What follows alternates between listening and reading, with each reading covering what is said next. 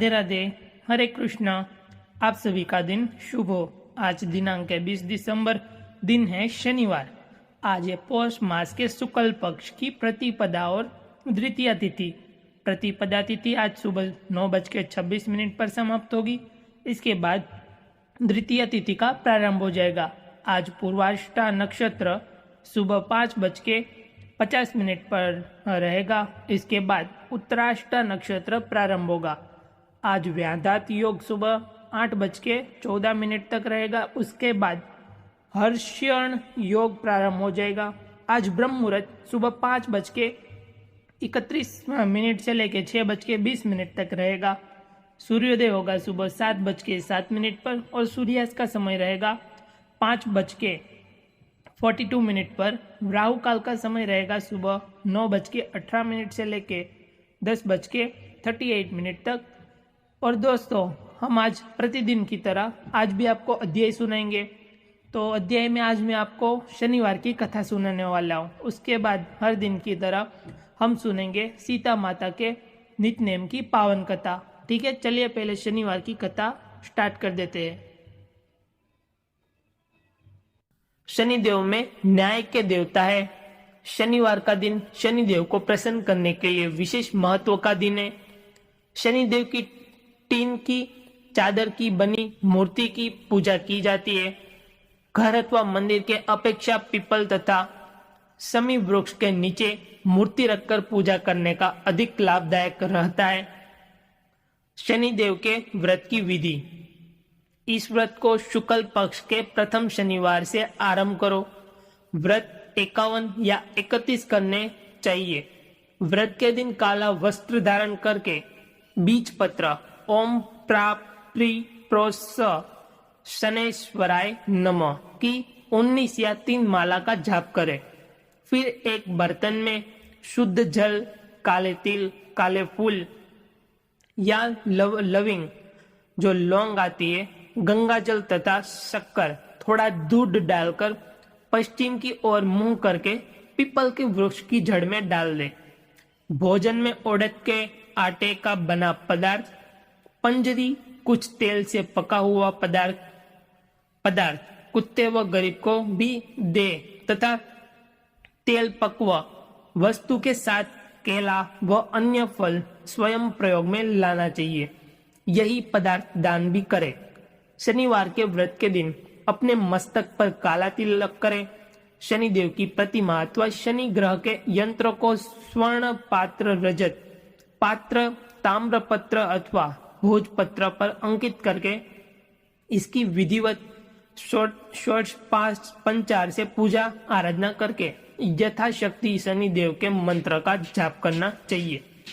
शनिवार के व्रत उद्यापन के लिए यह संभव शनि ग्रह का दान, जैसे नीलम, सुवर्ण, लोहा, उड़द, कुल्थी तेल, कृष्ण वस्त्र, कस्तूरी, कृष्ण पुष्प, कृष्णांग, भैंस, उपनाह आदि करना चाहिए।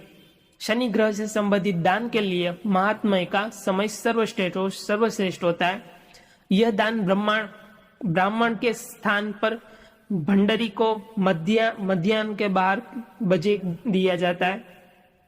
क्या क्या और कितना दिया जाए यह आपकी श्रद्धा और सामर्थ्य पर निर्भर रहेगा। शनि ग्रह के मंत्र ओम प्री प्रोस शनेश्वराय नमः का कम से कम 23,000 की संख्या में जाप तथा शनि ग्रह की लकड़ी शमी से शनि ग्रह के बीज मंत्र की एक माला या यज्ञ करना चाहिए। चलिए, शनि शांति का सरल उपचार। घर के पर जूते, जुराब, घड़ी का पट्टा, रुमाल आदि काले रंग के धारण करें। शनिवार की व्रत की कथा। एक बार सूर्य, चंद्रमा, मंगल, बुध, बृहस्पति, शुक्र, शनि, राहु और केतु 9 ग्रह में आपस में विवाद हो गया कि हम सब में सबसे बड़ा कौन है। सब अपने आप को बड़ा कहने लगे। जब आपस में कोई निश्चय में न हो सका, सब आपस में झगड़ते हुए इंद्र के पास गए और कहने लगे, आप सब देवताओं के राजा हो, इसलिए आप हमारा न्याय करके बतलाओ कि हम 9 ग्रहों में सबसे बड़ा कौन है। राजा इंद्र इनका यह प्रश्न सुनकर घबरा गए और कहने लगे कि मुझे यह सामर्थ्य नहीं है जो किसी को बड़ा या छोटा बतलाऊं। मैं अपने मुख से कुछ नहीं कह सकता। हाँ, एक उपाय है। इस समय पृथ्वी पर राजा विक्रमादित्य सबसे अच्छा और सटीक न्याय करने वाला है, इसलिए तुम सब उन्हीं के पास जाओ, वह इस निर्णय कर देंगे।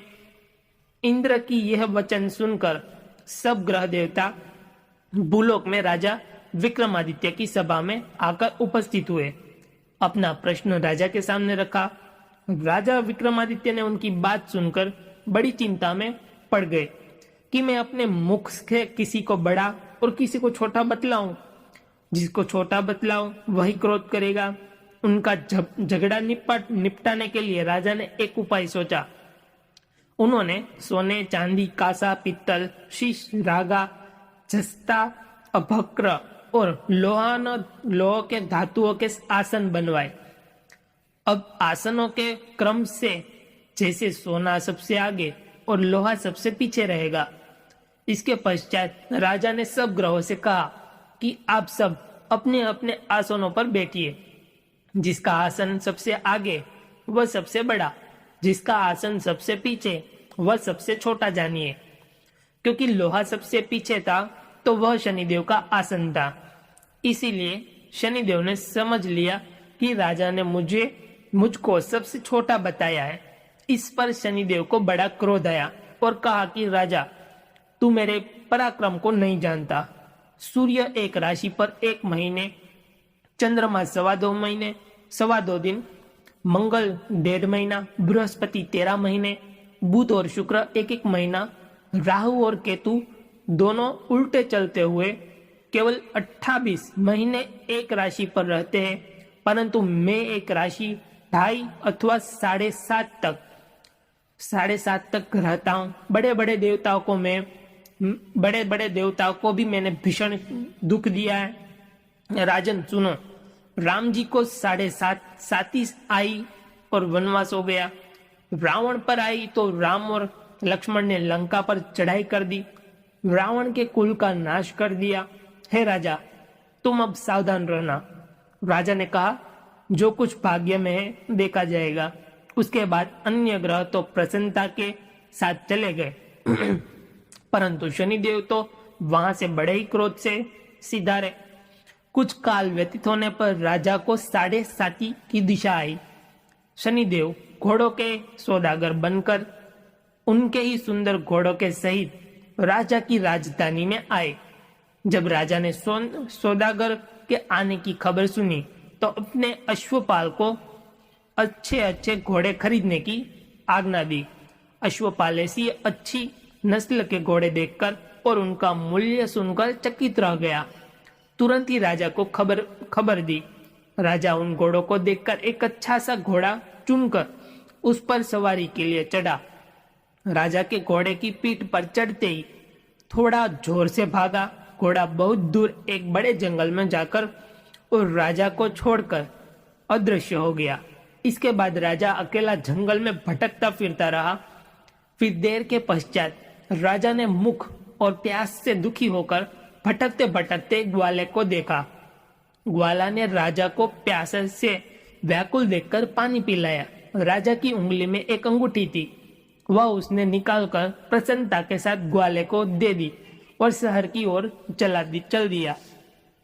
राजा शहर में पहुंचकर एक सेठ की दुकान पर जाकर बैठ गया। राजा ने अपने आप को उज्जैन का रहने वाला तथा अपना नाम विका बतलावाया। सेठ ने उसको एक कुलीन मनुष्य समझकर जल आदि पिलाया। भाग्यवश उस दिन सेठ की दुकान पर बिक्री बहुत अधिक हुई। तब सेठ को उसका भाग्यवान पुरुष मानकर भोजन कराने के लिए अपने घर ले गया। भोजन करते समय राजा ने एक आश्चर्य की बात देखी कि एक खूंटी पर हार लटक रहा है और वह खूंटी उसको निगल रही है। भोजन के पश्चात कमरे में आने पर जब सेठ को कमरे में हार न मिला तो सबने ही निश्चय कर लिया कि सिवाय विका के और कोई इस कमरे में नहीं आया, अतः अवश्य ही उसी से हार चोरी किया है। परंतु विका ने हार लेने से मनाही की। इस पर 5-7 आदमी इकट्ठे होकर उसको फौजदार के पास ले गए। फौजदार ने उसको राजा के सामने उपस्थित कर दिया और कहा, यह आदमी तो भला प्रतीत होता है, चोर नहीं मालूम पड़ता, परंतु सेठ का कहना है कि इसके सिवाय और कोई इसके घर नहीं आया था, अवश्य ही इसी ने चोरी की है। तब राजा ने आज्ञा दी कि इसके जो हाथ पैर है वो काट दिए जाए। राजा की आज्ञा तुरंत पालन किया गया और विका के हाथ पैर काट दिए गए। अब राजा विक्रमादित्य उपाहिज होकर दर दर ही ठोकरें खाने लगे, क्योंकि हाथ पैर कट गए थे। क्योंकि विक्रमादित्य का नाम ही विका था, आपको पता ही होगा। कुछ काल व्यतीत होने पर एक तेली उसको अपने घर ले गया और कोलू पर बिठा दिया। विका उस पर बैठा हुआ अपनी आवाज से बेल हाँकता रहता। कुछ वर्षों में शनि की दशा समाप्त हो गई और एक रात को वर्षा ऋतु में एक दिन विका मल्हार राग गाने लगा। उसका गाना सुनकर उस शहर के राजा की कन्या उस राग पर मोहित हो गई और दासी को खबर लाने के लिए भेजा कि शहर में कौन गा रहा है। दासी ने देखा कि तेली के घर में चोरंगिया मल्हार राग गा रहा है। चोरंगिया मल्हार राग गा रहा है। दासी ने महल में आकर राजकुमारी को सब वृतांत सुनाया। उस क्षण राजकुमारी ने अपने मन में यह प्रण कर लिया, चाहे कुछ भी हो, मुझे चोरंगिया के साथ ही विवाह करना है। प्रातः काल होते ही जब दासी ने राजकुमारी को जताया तो राजकुमारी ने अनश्य व्रत लेकर पड़ी रही। तब दासी ने रानी के पास जाकर राजकुमारी के न उठने का वृतांत कहा। रानी ने तुरंत ही वहां आकर राजकुमारी को जगाया और उसके दुख का कारण पूछा। तब राजकुमारी ने कहा कि माताजी, मैंने यह प्रण कर लिया है कि तेली के घर में जो चोरंगिया है उसी के साथ विवाह करूंगी। माता ने कहा, पगली यह क्या बात कर रही है? तुझको किसी देश के बड़े राजा के साथ परणाया जाएगा। कन्या कहने लगी कि माताजी, मैं अपने प्रण कभी नहीं तोड़ूंगी। माता ने चिंतित होकर यह बात राजा को बताई। जब महाराज ने भी आकर यही समझाया कि मैं अभी देशांतर में अपने दूत भेजकर सुयोग्य रूपवान एवं बड़े से बड़े गुणी राजकुमार के साथ तुम्हारा विवाह करवाऊंगा। ऐसी बात तुमको कभी नहीं विचारनी चाहिए। कन्या ने कहा, पिताजी, मैं अपने प्राण त्याग दूंगी, परंतु दूसरे से विवाह नहीं करूंगी। इतना सुनकर राजा ने क्रोध में भरकर कहा, यदि तेरे भाग्य में ऐसा ही लिखा है तो जैसी तेरी इच्छा हो वैसा ही कर। राजा ने तेली को बुलाकर कहा कि तेरे घर में जो चोरंगिया है उसके साथ में अपनी कन्या का विवाह करना चाहता हूँ। तेली ने कहा कि यह कैसे हो सकता है? कहाँ आप हमारे राजा और कहाँ मैं नीच तेली? राजा ने कहा, भाग्य के लेखे को कोई टाल नहीं सकता। अपने घर जाकर विवाह चोरंगिया विक्रमादित्य के साथ करवा दिया, क्योंकि अभी चोरंगिया था ना, वो विक्रमादित्य जी है। रात्रि को जब विक्रमादित्य और राजकुमारी महल में सोए हुए थे, तब आधी रात के समय शनिदेव ने विक्रमादित्य को स्वप्न दिया कि राजा से कहो, मुझको छोटा बतलाकर तुमने कितने दुख उठाए। राजा ने क्षमा मांगी। शनिदेव ने प्रसन्न होकर विक्रमादित्य को हाथ पैर दिए। तब राजा ने कहा, महाराज, मेरे एक प्रार्थना स्वीकार करे। जैसा दुख आपने मुझे दिया ऐसा और किसी को न देना, ऐसा विक्रमादित्य जी शनिदेव को अपने स्वप्न में बता रहा है।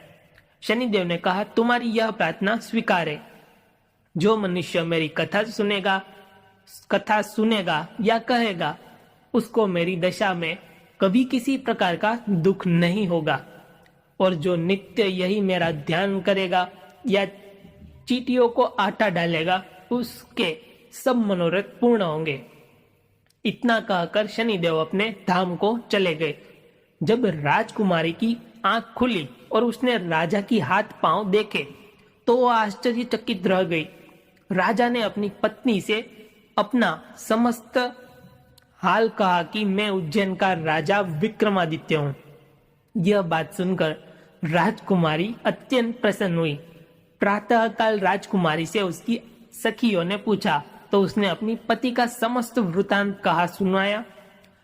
तब सब ने प्रसन्नता प्रकट की और कहा कि ईश्वर ने आपकी मनोकामना पूर्ण कर दी। जब उस सेठ से यह बात सुनी तो वह सेठ विक्रमादित्य के पास आया और उसके पैरों से गिरकर क्षमा मांगने लगा। जहां पे उस सेठ ने बोला था ना कि मेरा जो खुटी थी वो चोरी की है, हार की थी ना, वो यहाँ पे पैर पकड़ के क्षमा मांगने लगा कि आप पर घर पर मैंने चोरी का झूठा दोष लगाया था, अतः आप मुझको जो चाहे वो दंड दीजिए। राजा ने कहा मुझ पर शनिदेव का कोप था, इसी कारण यह सब कुछ मुझको प्राप्त हुआ, इसमें तुम्हारा कोई दोष नहीं है। तुम अपने घर चलकर प्रीतिपूर्वक भोजन करेंगे। राजा ने कहा जैसी आपकी मर्जी हो वैसा ही करेंगे। सेठ ने अपने घर जाकर उनके अनेक प्रकार के सुंदर भोजन बनवाए। राजा विक्रमादित्य को प्रीति भोज दिया। जिस समय राजा भोजन कर रहे थे, एक अत्यंत आश्चर्य की बात सबको दिखाई दी। जो खुटी पहले हार निकल गई थी वह अब हार उगल रही है। जब भोजन समाप्त हो गया तो सेठ ने हाथ जोड़कर बहुत सी मोहरे राजा को भेंट की और कहा मेरे श्री कंवरी नामक एक कन्या है, श्री कंवरी नाम की एक कन्या है, उसका पाणी ग्रहण आप करें। इसके बाद सेठ ने अपनी कन्या का विवाह राजा विक्रमादित्य के साथ कर दिया और बहुत सा दान दहेज आदि दिया। इस प्रकार कुछ दिनों तक वहां निवास करने के पश्चात विक्रमादित्य ने शहर के राजा से कहा कि अब मेरी उज्जैन जाने की इच्छा है।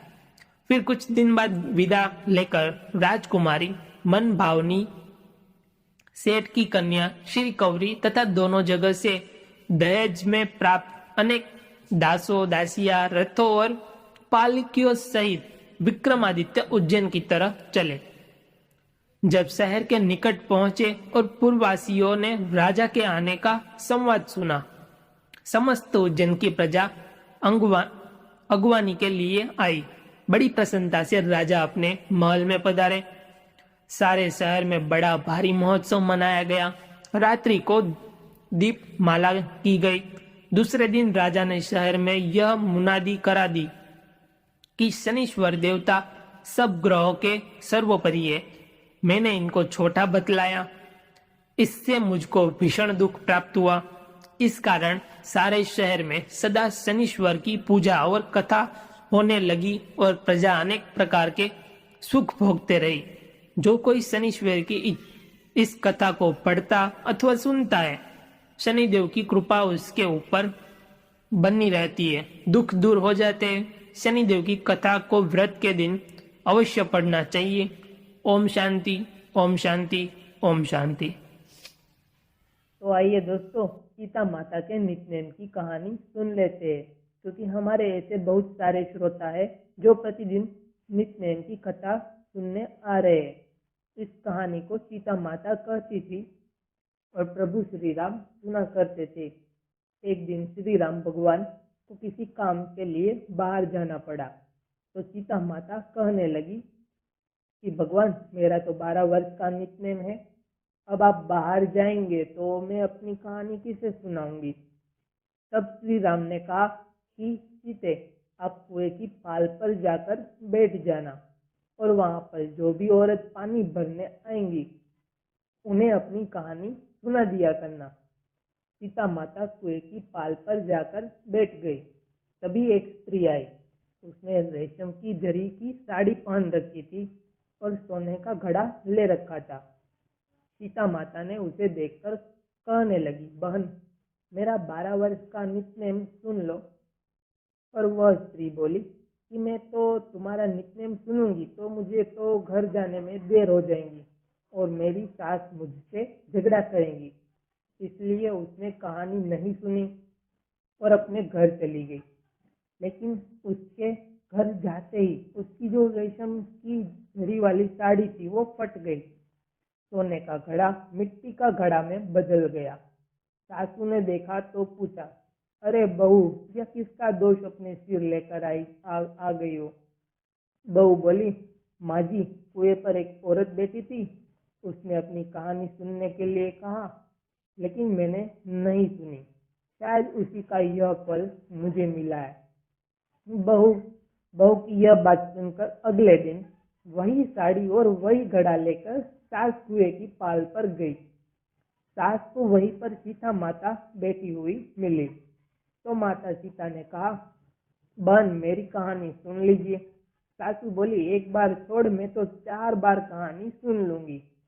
तब सीता माता बोली, राम आए, लक्ष्मण आए, देश के पुजारी आए, नित नेम का नेम लाए, आओ राम, बैठो राम, तपी रसोई जीमो राम, माखन मिश्री खाओ राम, दूध बताशा पियो राम, दूध के पल को मोठो राम, शाल दुशाला पोठो राम, शाल दुशाला ओठो राम, राम जब बोलू राम ही राम, राम सवारे सबके काम, खाली घर भंडार भरेंगे, सबका बेड़ा पार करेंगे, श्री राम जय जय राम। सासू बोली, बहन, कहानी तो बहुत अच्छी लगी। फिर कहानी सुनकर सासू घर चली गई और उसकी साड़ी फिर से रेशम जरी वाली बन गई। मिट्टी का घड़ा भी फिर वापस से सोने का घड़ा में बदल गया। बहू ने देखा तो कहने लगी, सासू माँ, आपने यह सब कैसे किया? सासू बोली, बहू, तू दोष लगा कर आई थी और मैं अब दोष उतार कर आ रही हूँ। बहू ने पूछा कि माँ जी, वह कुएं वाली स्त्री कौन है? सासू ने बताया कि वह तो सीता माता थी। वह पुराने से नया कर देती है और खाली घर में भंडारा भर देती है। वह लक्ष्मी जी का वास घर में कर देती है और मनुष्य की जो भी इच्छा हो उसे पूर्ण कर देती है। बहू बोली, माँ जी, फिर तो ऐसी कहानी मुझे भी सुना दो। सास बोली, ठीक है, तुम भी सुनो। फिर सास ने कहानी शुरू की। राम आए, लक्ष्मण आए, देश के पुजारी आए, नित नेम का नेम लाए, आओ राम, बैठो राम, तपी रसोई झीमो राम, माखन मिश्री खाओ राम, दूध बताशा पियो राम, दूध के पल का मोठो राम, चाल दुशाला पोठो राम, चाल दुशाला ओठो राम, राम जब बोलू राम ही राम, सवारे सबके काम खाली, घर भंडार भरेंगे, सबका बेड़ा पार करेंगे, बोलो श्री राम जय जय राम। कहानी सुनकर बहू बोली, माँ जी, कहानी तो बहुत अच्छी है। सासू ने कहा, ठीक है, अब से हम इस कहानी को रोज किया करेंगे। अब सास बहू रोज सवेरे उठती, नहाती धोती और पूजा करने के बाद नित्य नेम की सीता माता की कहानी कहती। एक दिन की बात है, उनके यहाँ पड़ोसन की एक औरत आई और बोली कि बहन, जरा सी आँच तो देना। तो बहू बोली कि आँच तो अभी हमने जलाई ही नहीं। पड़ोसन बोली, तो फिर तुम सुबह 4 बजे से उठकर क्या कर रही हो? तो उन्होंने कहा कि हम तो सुबह सुबह उठकर पूजा करते हैं, फिर सीता माता की नित्य नेम की कहानी कहते हैं। पड़ोसन की उनकी बात सुनकर फिर कहा कि सीता माता की कहानी कहने से तुम्हें क्या मिला? तब वे दोनों बोली कि सीता माता की कहानी कहने से घर में भंडार भर जाते हैं, सारे काम पूर्ण हो जाते हैं, मन की इच्छाएं पूरी होती है। पड़ोसन ने कहा, बहन, अगर ऐसा है तब तो फिर मुझे भी यह कहानी सुना दो। तब बहू बोली कि ठीक है, तुम भी यह कहानी सुन लो।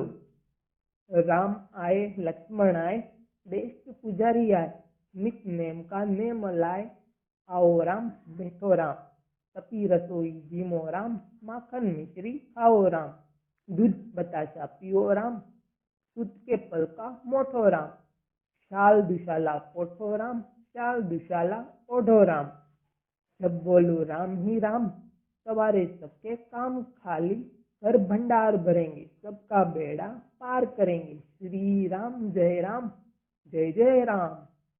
पड़ोसन ने कहा, इस कहानी को सुनना तो कहने लगी बहन, कहानी तो बहुत अच्छी लगी। अब वह पड़ोसन भी नितनेम सीता माता की कहानी कहने लगी। कहानी कहने से सीता माता ने पड़ोसन के भी धन के भंडार भर दिए।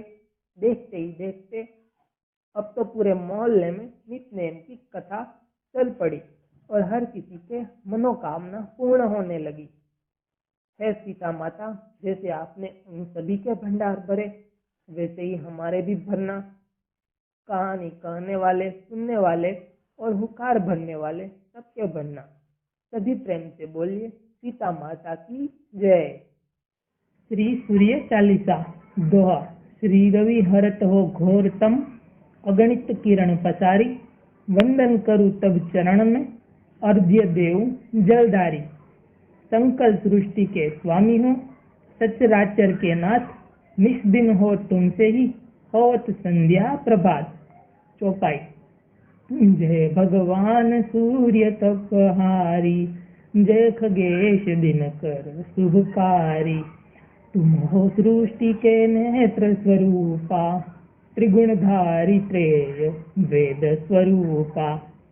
तुम ही कर्ता पालक संहारक, भुवन चतुर्दर्श के संचालक। सुंदर बदन चतुर्भुजाधारी, रश्मि रथी तुम गगन विहारी। चक्र शंख श्वेत कमलधर, वर मुद्रा सोहत छोटे कर। शीश मुकुट कुंडल गलमाला, चारु तिलक तब भाल विशाला। सप्तश्वरथ अति द्रुतगामी, अरुण आरती गति अविरामी। रक्तवर्णाभूषण धारक, अति प्रिय तो है लाल पदार्थ। सर्वात्मा कहे तुम्हें ऋग्वेदा, मित्र कहे तुमको सब वेदा। पंचदेवों में पूजे जाते, मनवांछा चित फल साधक पाते। द्वादश नाम जाप उद्धारक, रोग शोक और कष्ट निवारक। माँ कुंती तब ध्यान लगायो, दानवीर सूत कर्ण सपायो। राजा युधिष्ठिर तब जस गायो, अक्षय पात्र वो वन में पायो। अशस्त्र त्याग अर्जुन उपकार्यो, बन आदित्य हृदय से प्यायो। विंध्याचल तब मार्ग में आयो, हाहाकार तिमिर से छायो। मुनि अगस्त्य गिरि गर्व मिटायो, निज टक बल से विंध्य नवायो। मुनि अगस्त्य तब महिमा गाई, सुमिरे भय विजयी रघुराई। तो है वीरों को मधुर फल जाना, मुख में लीनी तो है अनुमाना। तब नंदन शनिदेव कहावे, पवन के सुत शनि तीर मिटावे। यज्ञ व्रत स्तुति तुम्हारी कीनी, भेंट शुक्ल यजुर्वेद की दीनी। सूर्यमुखी खरी तर तब रूपा, कृष्ण सुदर्शन भानु स्वरूपा। नमन तो है ओकार स्वरूपा, नमन आत्मा रुकाल स्वरूपा। दिग दिगंत तब तेज प्रकेशे, उज्ज्वल रूप तुम्ही आकाशे। दस दिंगा पाल करत तब सुमिरन, अंजलि नित्य करत है अर्पण। त्रिविध ताप हरता तुम भगवन, ज्ञान ज्योति करता तुम भगवन। सफल बनावे तब आराधन, गायत्री जब सरल है साधन।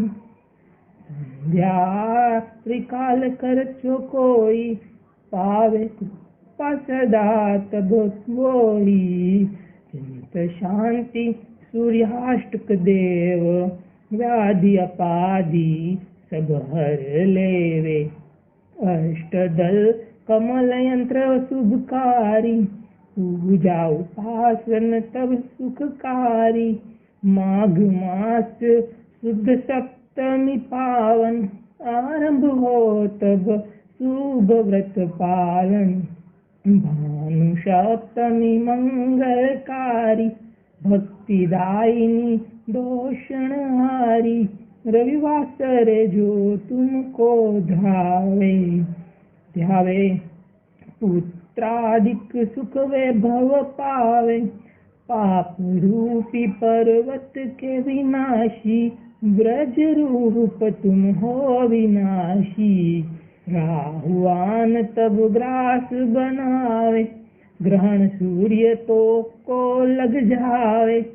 धर्म दान तप करते साधक, मीटत राहु तब पीड़ा बाधक। सूर्य देव तब कृपा कीजे, धीर्य आयु बल बुद्धि दीजे। सूर्य उपासना कर नित ध्यावे, कुष्ठ रोग से मुक्ति पावे। दक्षिण दिशा तोरी गति जावे, दक्षिणायन वो ही कहलावे। उत्तर मार्गी तोरो रथ होवे, उत्तरायण तब वो कहलावे। मन अरु वचन कर्म वो पावन, संयम करत फलित आराधन। दुआ। भरतदास चिंतन करता, घर दिन कर्तव्य ध्यान। रखियो कृपा इस भक्त पे तुमरी सूर्य भगवान। चलिए सुनते हैं सूर्य भगवान की आरती। ओम जय सूर्य भगवान, जय हो दिनकर भगवान। जगत के नेत्र स्वरूपा, तुम हो त्रिगुण स्वरूपा। धरत सब ही तप ध्यान, ओम जय सूर्य भगवान। ओम जय सूर्य भगवान। सारथी अरुण है प्रभु तुम श्वेत कमलधारी। तुम चार भुजाधारी, अश्व है सात तुम्हारे। कोटि किरण पसारे, तुम हो देव महान। ओम जय सूर्य भगवान। ओम जय सूर्य भगवान। उषा काल में जब तुम उदयाचल आते, सब तब दर्शन पाते। सब तब दर्शन पाते। फैलाते उजियारा, जागता तब जग सारा। करे सब तब गुणगान, ओम जय सूर्य भगवान। ओम जय सूर्य भगवान। संध्या में भुवनेश्वर अस्ताचल जाते। गोधन तब घर आते। गोधुली बेला में हर घर आंगन में हो तब महिमा गान। ओम जय सूर्य भगवान। ओम जय सूर्य भगवान। देव धनुज नर नारी, ऋषि मुनिवर भजते। आदित्य हृदय में जपते, स्त्रोत में मंगलकारी। इसकी है रचना न्यारी, दे नव जीवन दान। ओम जय सूर्य भगवान। ओम जय सूर्य भगवान। तुम हो त्रिकाल रचयिता, तुम जग के आधार। महिमा तब अपरंपार, प्राणों का सिंचन करके भक्तों को अपने देते। बल बुद्धि और ज्ञान, ओम जय सूर्य भगवान। ओम जय सूर्य भगवान। भूचर जलचर खेचर, सबके हो प्राण तुम्ही, सब जीवों के प्राण तुम्ही, वेद पुराण बखाने, धर्म सभी तुम माने, तुम ही सर्वशक्तिमान। ओम जय सूर्य भगवान, ओम जय सूर्य भगवान। पूजन करती दिशाएं, पूजे 10 दिक्पाल, तुम भुवनों के प्रतिपाल, तुम भुवनों के प्रतिपाल। ऋतुए तुम्हारी दासी, तुम आश्वात अविनाशी, शुभकारी अंशुमान। ओम जय सूर्य भगवान, ओम जय सूर्य भगवान, ओम जय सूर्य भगवान। जय हो दिनाकर भगवान, जगत के नेत्र स्वरूपा, तुम हो त्रिगुण स्वरूपा, धरत सब ही तव ध्यान। ओम जय सूर्य भगवान, ओम जय सूर्य भगवान। तुलसी चालीसा दोहा। जय जय तुलसी भगवती, सत्यवती सुखदानी, नमो नमो हरि प्रेयसी, श्री वृंदा गुणखानी, श्री हरि शिष बिरजिनी, देहु अमर वर अम, जनहित है वृंदावनी, अब न कर विलम। चौपाई। धन्य धन्य श्री तुलसी माता, महिमा अगम सदा श्रुति गाता, हरि के प्राणों से तुम प्यारी, हरि हरि है तू किन्हो तप भारी। जब प्रसन्न है दर्शन दिन हो, तब कर जोरी विलय उस किन्हो। हे भगवंत कंत मम दोहु, दीन जानी जन छाड़हु छोहु। सुनी लक्ष्मी तुलसी की बानी, दिन हो श्राप गंध पर आनी। उस अयोग्य वर मांगन हारी, होहु विटप तुप झड़ तनुधारी। सुनि तुलसी श्रोप्य ते ही ठामा, करुवास तू नीचन धामा।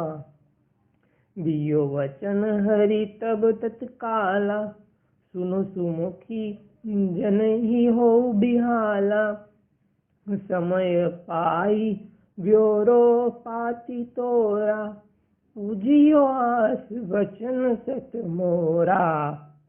तब गोकुल मगोप सुदामा, तासु भय तुलसी तू बामा। कृष्ण रास लीला के माही, राधा सख्यो प्रेम लखी नाही। दियो श्राप तुलसी तत्काला, नर लोक ही तुम जन्म बाला।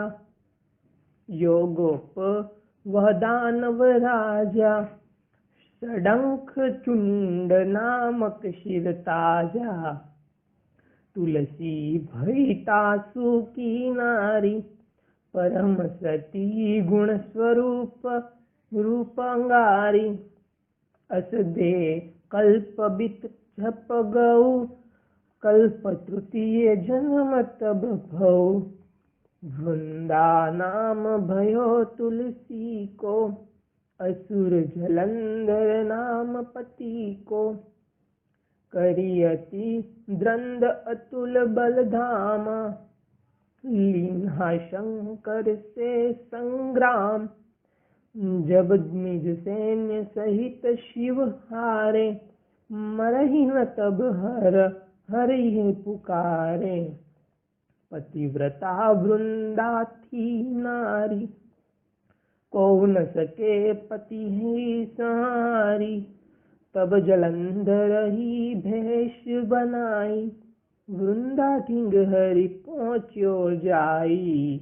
शिव ही तलई करि कपट प्रसंगा, कियो सतीत्व धर्म तो ही भंगा, भयो जलंधर कर संहारा, सुनी उर शोक उपारा, तीहि क्षण दियो कपट हरि तारी, लखी वृंदा दुख गिरा उचारी, जलंधर उस जस हत्यो विधा, सोई रावण तस हरि ही सीता, अस 75 सम हृदय तुम्हारा, धर्म खंडी मम पति सहारा, यही कारण लही श्राप हमारा, होवे तनु पाषाण तुम्हारा, सुनी हरि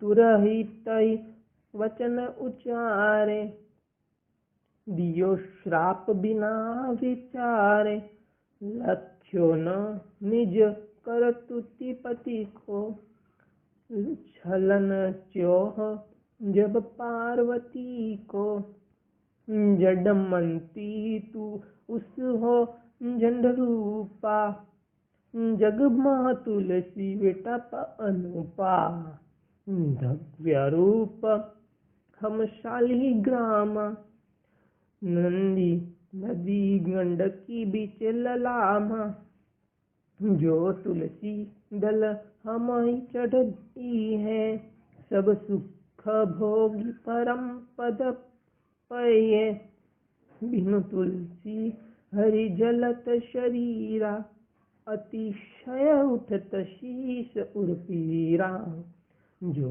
तुलसी दल हरि सिर धारत, सो अशस्त्र घट अमृत डारत, तुलसी हरि मन रंजनिहारी, रोग दूष दुख भंजनिहारी, प्रेम सहित हरि भजन निरंतर, तुलसी राधा में नाही अंतर, व्यंजन हो 56 प्रकारा, बिन तुलसी दल न हरि हरि प्यारा, सकल तीर्थ तुलसी तरु छाही, लहत मुक्ति जन अशय नाही, कवि सुंदर एक हरि गुण गावत, तुलसी ही निकट सहस गुण पावत, बसत निकट दुर्वासा धामा, जो प्रयास ते पूर्व लामा, पाठ करही जो नित नर नारी, होई सुख भासहि त्रिपुरारी। दोहा। तुलसी चालीसा पढ़ही तुलसी तरु ग्रहधारी, दीपदान करी पुत्र फल पावही, बंधु ये नारी, सकल दुख दरिद्र हरि हार है, परम प्रसन्न आसीय धन जन लडही ग्रह बसही पूर्णा अत्र, लाही अभिमत फल जगत मह, लाही पूर्ण सब काम, जेई दल अर्पी तुलसी त सह बसही हरि राम। तुलसी महिमा नाम लखु तुलसी सुखराम, मानस 40 रचियो जग में तुलसीदास।